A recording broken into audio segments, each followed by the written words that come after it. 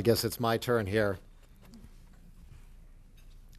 I'm going to apologize in advance to Dick Arms that this is not going to be a speech that you were probably expecting, because he probably would have come up and given me a great evaluation. I am going to use my minutes in a video that I put together, which is, I think, the best way that I can honor her. And I think when you see it, you'll sort of see her and in my eyes, and another way of seeing how special she was, and how loving she was, and how wonderful she was. And actually making that video, I saw a side of her just going through random tape of Stacy and me and her opening up Christmas presents. And maybe I should give the inside joke away so you get it when you see it. But after she went through her second divorce in the late 90s, it was just the three of us, me and Stacy and my mom, opening Christmas presents together. And for whatever reason, I just had the little mini camera rolling, and it's like I'd forgotten about it. And it was great because I was in on that Christmas, and just the dialogue that the three of us were having was so special and so real and so close and so wonderful. But every time she opened up a present, it was another self-help book. And so by about the fourth one, she's like, "Is it that obvious? Am I that bad?" And of course, Stacy and I were on the floor laughing. But one of the things that struck me going through all that old footage, and this was not the thing that I would have thought about her. I mean, we all think about her as loving and inspirational. She just laughed a lot. She smiled a lot. She enjoyed life. She lived it to the fullest. And it's one of the greatest gifts that she's given all of us, and teaching us how to love and love our lives. And before I get into the video, I want to say this. First off, I don't know if I had a chance to talk to everybody here, but just want to tell everybody here how much you mean to me, and how important it is to all of us that you're here.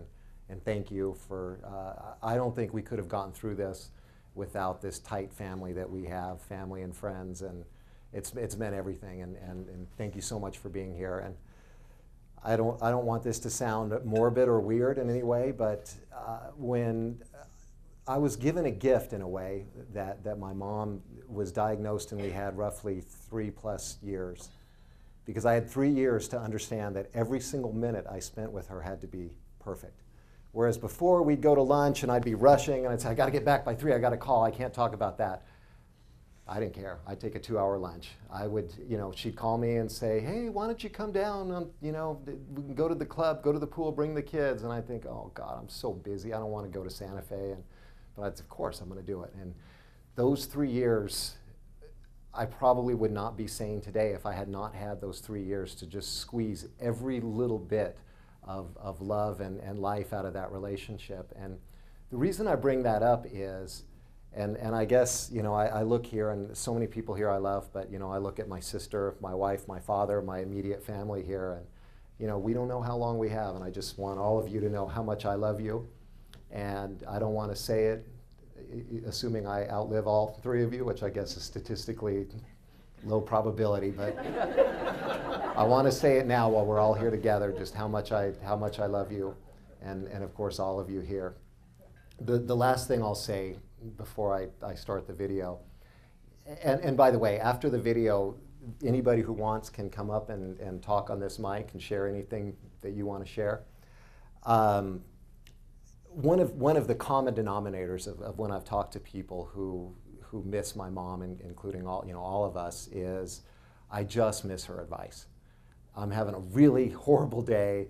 I'm really stressed out about this, and I call your mom, and she makes me feel better. And now I'm having that day, and I want to pick up the phone, and she's not there, and that makes it even worse. And trust me, I have gone through that my whole life. When I went away to college, I was devastated, and I think because I was so homesick, because I was so reliant on my mom to solve every problem, to make me feel better anytime. I mean, probably starting as a 2-month-old, and I cried, she would comfort me. And my whole life, she comforted me.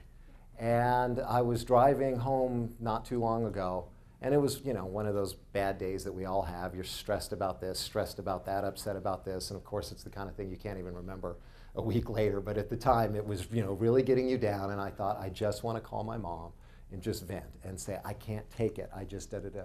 And I sort of played it out in my head. I had that conversation with her, and I knew exactly what she was going to say. She would listen, And she would have her own special way of motivating me and getting me back to, okay, I'm ready to go back and fight. And it was almost like I played that conversation in my head because she was so consistent that we know what she said. And it was almost like I skipped that step. In a matter of 20 or 30 seconds, I was okay. I was back to normal. And I know it's no substitute, but if I can offer any advice to all of us out here, when you have one of those moments, chances are you do remember what she would have said. And you can imagine in your head how that conversation would have gone and still get the benefit. And I have felt her presence ever since she left. And I think it's more than just imagining. I think she really is there. I think you really are feeling her. And that's probably one of the other things that's helped me get through this, is I still feel that presence so strong. I was going to get on my bike and ride to meet my dad for lunch when I got the news. I was already basically on the bike when I got the news that she had passed away. And it was a beautiful fall day, and I pulled out of our house onto this, for those of you who obviously know Albuquerque well, dirt road, just looking right up at the Sandias on a beautiful fall day. And I just felt she's flying over those Sandias, seeing me as this little bike rider just heading on to this next place. And it was this tremendous feeling of peace. And she's liberated. She's going to spread that love somewhere else. She's going to give all of that special help that she gave to all of us here.